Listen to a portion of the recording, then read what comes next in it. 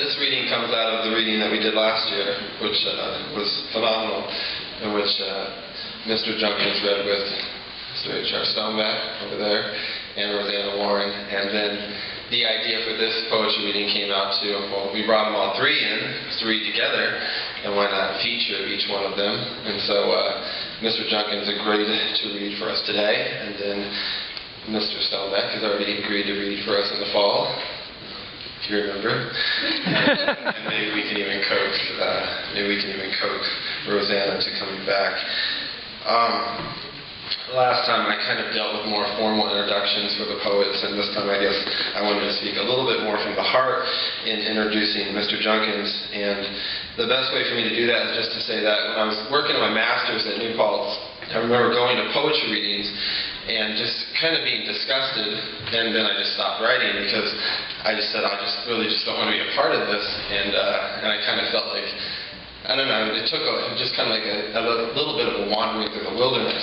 And I remember all of a sudden there was this reading. We had just come back from Kentucky, and there was kind of this murmur about this crazy guy named Donald Junkins coming to the campus, and these stories started to circulate around campus about his reading. And I was very fascinated, and I went to the reading, and that's pretty much when I started writing again. And I would say this is why. I think it's summarized well by, we're going to feature tonight the Cleveland Avenue poem, which is a little cycle of 9 poems that he wrote, which a lot of you have read through with me. And in that cycle, there's, I think there's a close knit with J.D. Salinger, and appropriately, we moved from the Cleveland Avenue poems to J.D. Salinger's Franny and Zoe. And in Franny and Zoe... In 1933, I'm 2. And late Monday morning, I cruised the yard, tied to the clothesline. My heartstring nagging me, I'm 2. On a hot May day, a little pronoun waiting for the turnover lady. My first memory, yard time. In my green wool sweater, why won't she lift it off? My mother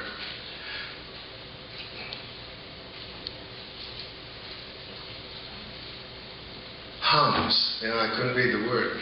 My mother hummed. My mother sang all the time. It was the time when women did stay home, men went to work, and they cleaned the house. And that's all I can remember my mother doing, was cleaning the house and cooking and stuff. But she sang all the time. She sang hymns. She was like that Johnny Cash song that was playing when I came into the room tonight. And she sang all the time, and it was a lovely thing. And she would have the radio going, and the radio would all be soap operas. They lasted for 15 minutes, and each one of them was introduced by some great classical song. And so the only classics that I ever heard, music-wise, were the ones that I heard on the soap operas that were introducing Backstage Mary Noble, Backstage Wife, or Portia Faces Life, or Young Dr. Malone, or, whatever. And anyway, my mother is humming here. My mother hums behind the screen door. Over there, her blue irises bathe in the sun. The yellow clapboards weave behind them in the dazzle. I traipse behind the lilies of the valley and the lilac tree. She's inside whistling before the stove, cooking our goose. She calls. The turnover lady's coming today. And at high noon, the black auto stops. A lady carries a flat square box in her arms. She's walking up the driveway. Everything disappears under the noonday sun.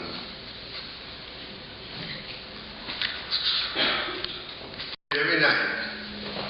It was across from Ray Mason's house, and he and Ralphie Romano would prepare the places. They'd water down the horseshoe courts, and they'd come from all over the hill to play.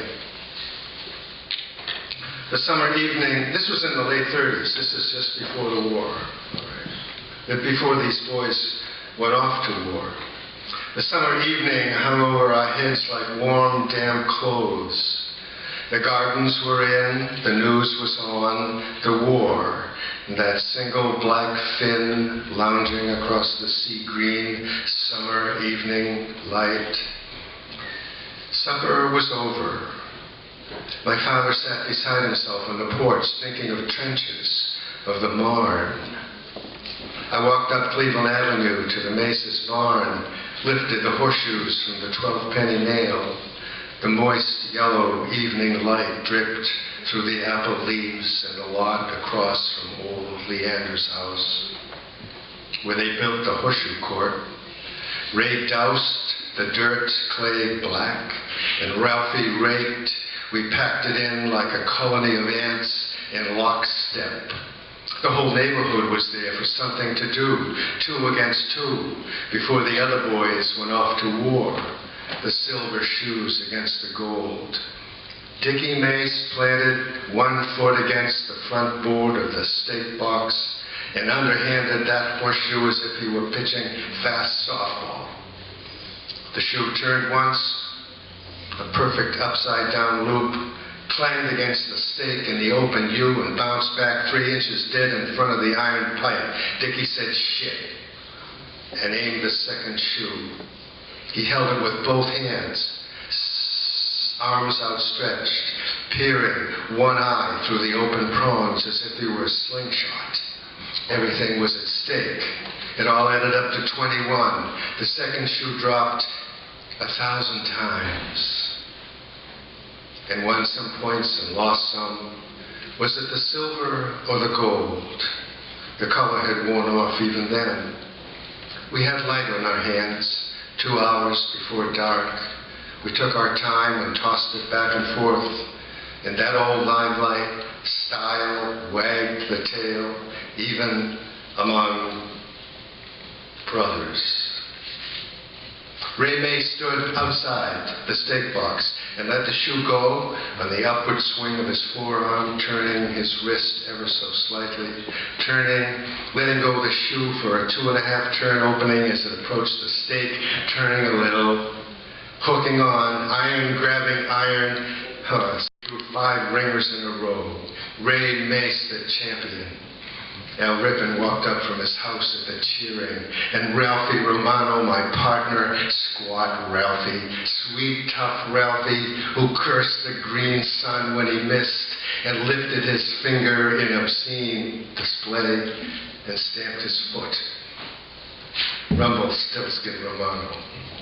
When the green sun set and the apple leaves turned black and blue by Rippon's garage and we couldn't tell the stake from the backboard, we milled around to tell stories under the black maples and then walked home under the moist green stars.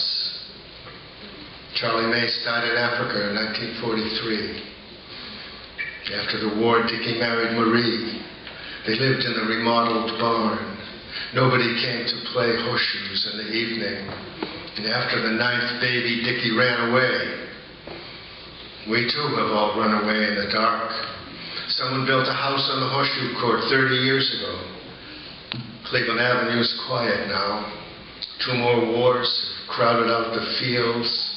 Whatever was at stake takes back that summer's evening and those cheers. 1940, Charlie Blood and I crawled through the house lattice and hunched in our mackinaws under Charlie's front piazza. We stared at the lemon sun squares checkering the shaded dirt. "Let's get a lunch," Charlie said, "and eat it here." Across the street, I tried for Wonder Bread. My mother said not until noon, and crawled back empty-handed. "She was in the kitchen," Charlie said, "and this is all I could get," lifting an ivory rectangular salt shaker from his coat pocket. We shook a teaspoonful in each of our hands, and we lapped most of it before we had to give up on it. Charlie then fished 2 wooden matches from his pocket. "We can get warm with a little fire." A few thin twigs and a piece of broken lattice were burning good when my mother saw the smoke and got my brother's belt. When the welts of my legs calmed down, I went looking for Charlie. I found him in Wormstead's field with Arthur's goat. "Let's go out in the woods," I said. We jumped the low-hum electric fence on the other side of Fairmount and walked to the top of Pirate's Glen, where kids, people said, buried gold when the valley was a river before the earthquake. At the slit mouth of the cave, I barked, and Charlie started in on his back, feet first, wiggling like a mannequin on strings, easing his chest, his turned head through the 10-inch opening, disappearing into the dark. When I got inside, Charlie was burning book matches one by one until they were gone. And we sat in the dark, leaning against the damp rock wall. No one knew where we were. "We need light," Charlie said, and we hiked home for a battery flash. I rummaged the cellar and the dining room commode for nothing. Charlie said he couldn't get past the kitchen, but he sneaked half a box of blue birthday candles. Inside the cave, we sat again in the flickering light. Charlie dripped blue wax and set the burning candles on a rock. We watched them burn down one by one. The thin candles flared in the hollow silence. Dim, dimmer, black. We smelled burnt wick in the dark, 10 feet underground. We couldn't do a thing about it. We crawled into the spring light and ran between the piss oaks, burgeoning with yellow-green leaves. We slid down slide rocks. We skipped stones across the cow pond. If the salt has lost its savor, wherewith shall it be salted? We chased Tom Mahan's ganders until they turned, hissing, "Go back, go back." We hunted early columbine. Empty-handed, we scaled a leathery cowflap onto the South's front lawn. That Saturday, in the spring of 1940, Charlie and I were nimble. We were quick. We struck our flint and kicked the bushel. We were spring, jumping over everything. We were candlewick, flaring in the wind. The white pines dripped green over the dark road in the spring, and I sauntered in my tilting, swinging gait, lop-headed as the milk can, tinned the color of bronze, waved my right arms down, swinging the can, Indian quiet on the pine needles, eyeing the clumped green edges of the powdery summer-burnt dark road, watching for frogs, daydreaming of the sleek pickerel in the nearby cove, going for spring water. I was 5. I was a pickerel myself, dreaming of a lady pickerel, lounging in the shallow, warm water, her long, hungry tongue on hold, amputated arms brushing imperceptibly like a runner folded at the starting gun, drowsy and beagle-eyed in her green and yellow casement black, her long muscle alert to move in a lightning stab, and the long chew, the frog's leg dangling from her locked jaw, disappearing into the maw, like my father sucking a drop of tobacco juice at the corner of his mouth, and the plug inside his mouth, chewing in the sun at the other end of the boat watching the water, and me watching the water, holding my long bamboo pole toward the quiet water where the swirl occurred on the path to the spring, dizzy with August. Mosquitoes rising from my feet on the damp path, dragging my can in the shallow spring, riling the bottom, eyeing the wood frog goggling 2 feet from my hand, swiping my left hand in front of his nose the way you lead a duck pickerelling up from a grass-quilted slough, his feet dangling from the mouth of my hand, and I put him in the can and clumped the tin cover on. Back at the camp, my Uncle Harry asked me if the tumbler was still on the stick, and I thought it was a joke. What was a tumbler? And he said, "Tumbler," again. And then he took off the lid and saw the floating frog and swore, and my father laughed. All I could think of was a clown tumbling at the spring and me grabbing the spotted brown blur in midair. I was 15 before I knew a tumbler was a drinking glass. For years it was there, upside down, and I saw it. Then it was gone. My Uncle Harry and my father were gone too. Last summer I cleared the leaves and sticks, but someone had placed another tumbler on an old broken stick. We bite the ice balls off our mittens with our teeth, run head starts and belly bump our flexible flyers down past supper time. The snow turns to sleet. Keith Berry cries, "It's getting slipperier and slipperier," and races Rusty Holtzman to the McGann's front steps. One more run, just one. Rusty's game, sweaty, played out. On a dare, he touches the blunt of his tongue to his sled runner. A piece of skin comes off, but he's happy. "This is the nuts," he says, over and over. And soon, "I gotta go home." And one by one, the ice-crusted players drift off in the dead of the storm. I'm alone with Janice McGann. "Fun, fun," she says, and breasts her sled before me down the hill, and up and down again before I tackle her. Let me go, and I do, and run with my sled until my ice-clogged overshoes drag me down. A blur of icy wool shoves in my face, then against my naked throat a winter woolly crab, ice pinching. I grasp my frozen claws around her. Let me go.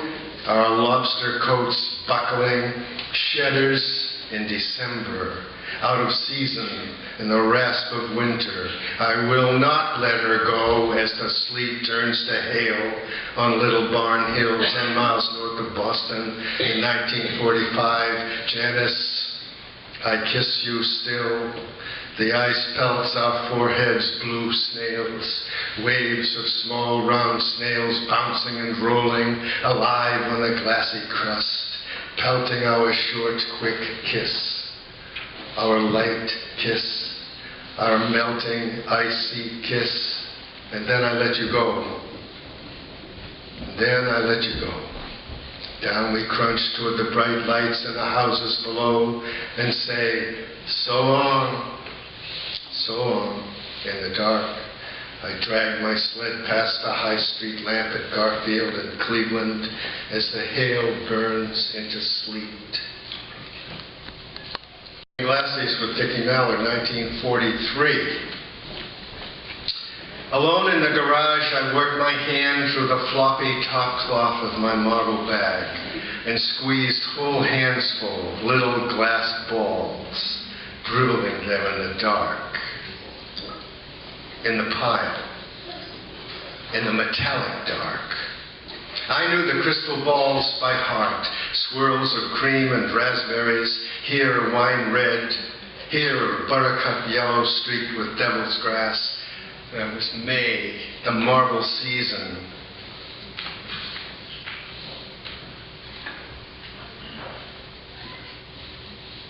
Where am I? There we go. I carried the sugar bag around the neighborhood after school, plopping it in backyards, calling for takers. We gouged holes with our heels in lawns, driveways, sidewalks, earth gutters. We scooped fistfuls of dirt with our hands, patted the edges of our holes with our fingertips, and closest to the hole shot first. Tucking my thumb against my curved forefinger, I nubbed the sweet rolling glassies into the hole, every one. I never lost. I was Midas Junkins, the glassy king. And one day, Dickie Mallow walked up from Blue Ridge Road and stood in the street outside my house. "You got any glassies?" "Sure. You want to play?" We dug 10 giant Puries out of his pocket. He'd roll against everything in my bag. And one by one, he fingered them in the afternoon sun. Blue bachelor buttons, orange poppies, copper green lily pads. The colors were so rich, my belly churned with a lover's passion. Mallor kept throwing them. Candle wax black, burnt pumpkin belly black, the black eyes of the new girl on her back in the field staring sideways. Mallor rolled them all and lost every one. When it was over, his risky debonair ways puzzled me.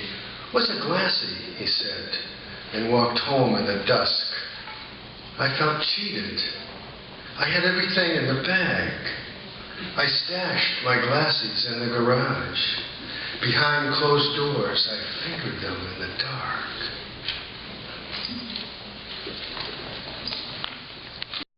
The glass crystal. My yellow school. This is about the playground on the 6th grade elementary school that I went. There were 3 rooms, 2 classes in each room. And out in the yard, it was all just little small white rocks. My yellow school, my yellow childhood, my birches in the playground, my sea green swings, my stone running place. Miss Bridgham claps her hands on the school balcony porch. Recess is over. The girls play the field along Cleveland Avenue. The boys play Fairmount. No one may enter the birch grove. Near the swings, Dickie Mallor shows me his glass crystal. Fast, before we go, holds it above my wrist, holds my wrist tight in his hand. "Keep looking, you'll be surprised." The sun burns my skin. I pull my hand, shake it, tears in my eyes. "You goddamn Mallor," laughing, putting the crystal back in his pocket. Miss Bridgham clapping. "Come, girls, come, boys." Years later, walking home from the senior play with senior Evelyn Kenny, my first 9th grade date, we meet Mallor at Elm and Blue Ridge. At the end of Sterling, he was in the middle, cocksure, putting his arm around, saying something in Evelyn's ear. She pulled away. "Not tonight." At the end of Fairground, "Good night, boys." She walked the rest of the way alone. The next day, at band practice, Esther Gibbs fumbled through the baritone solo until Mr. St. Germain told Mallor to play it. Dickie could really play the baritone. He never missed a note.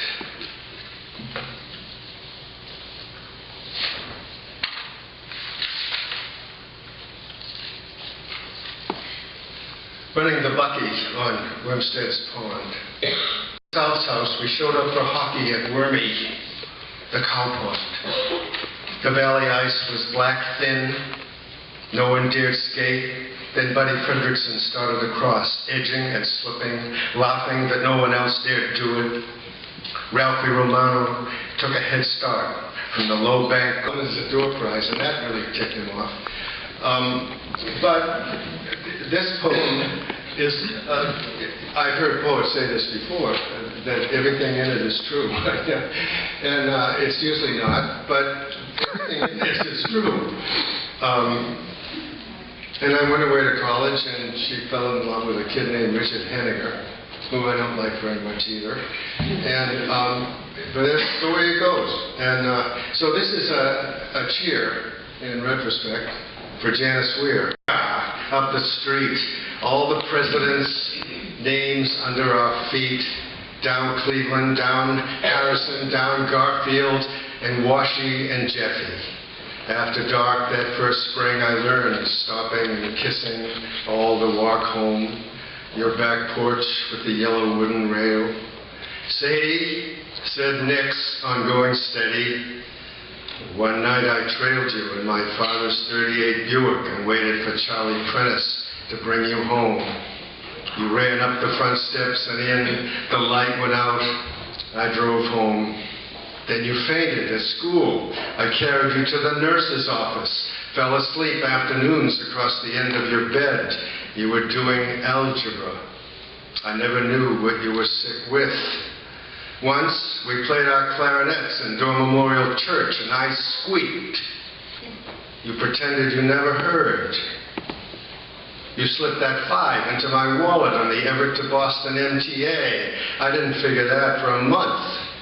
I was slow on the take, slower on the give. When you fell for Richard Henniger, I would not come home from college.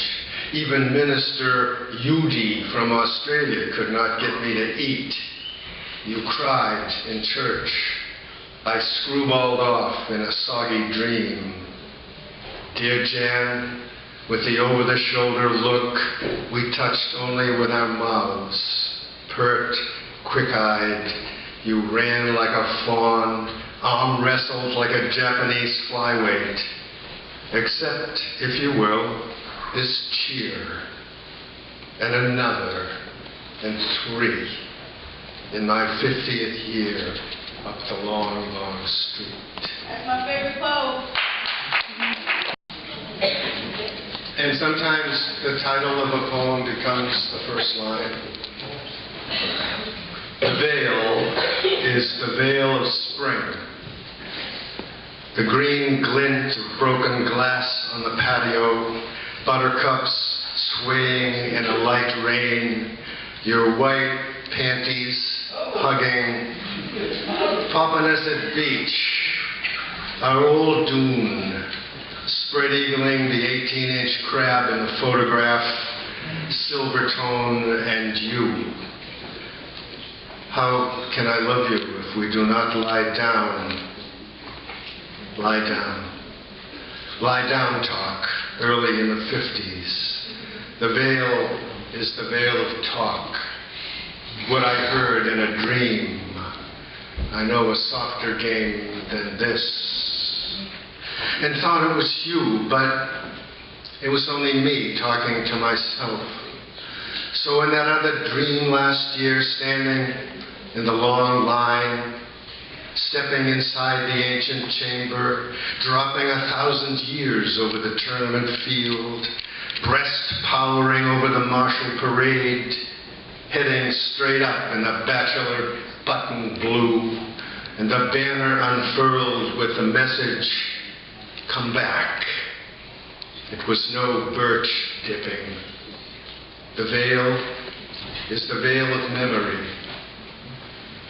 I love the veils, yet I would peel them in a land of no talk, no blue in the chalk trees, no belly-tonguing on the long white beach for a true inside voice, even my own.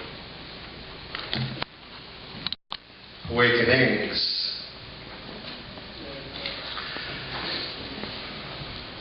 To catch it on the upswing brings us nearer.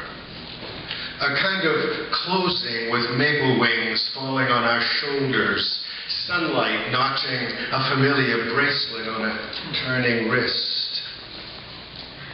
To catch it always means child's play before going to the matinee. A girl's name, or the name of an herb reverberating.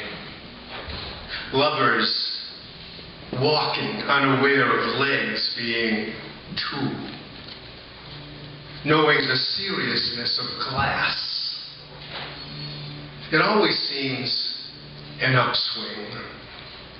Pumping a green swing, riding grapevine among alderwood, the half-open window of a room over there, and not there. All the gifts of want, near curtains. Weight without weight. An upswing shaping the simplest letting go, calling the dreams bluff. Our first gardenia woke us from a similar sleep. Loosening hands over the darkest pond, swinging out into the patience of lovers on mosaic cups, shaping.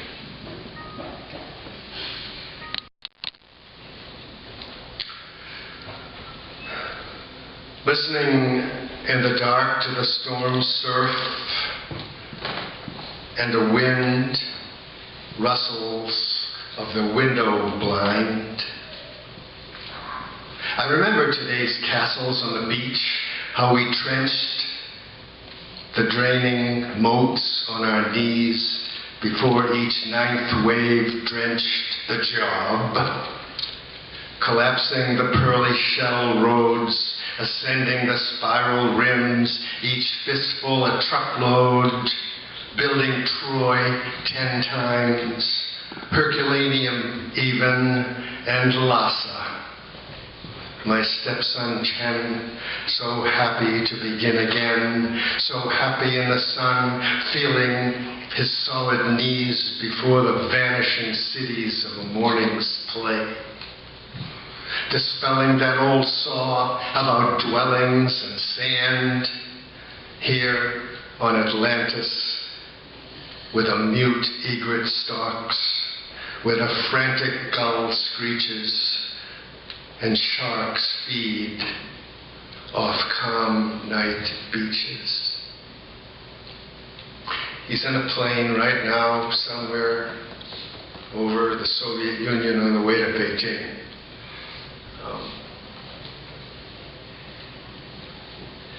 He's coming back to enter medical school in June, and some stories are nice stories. Yeah.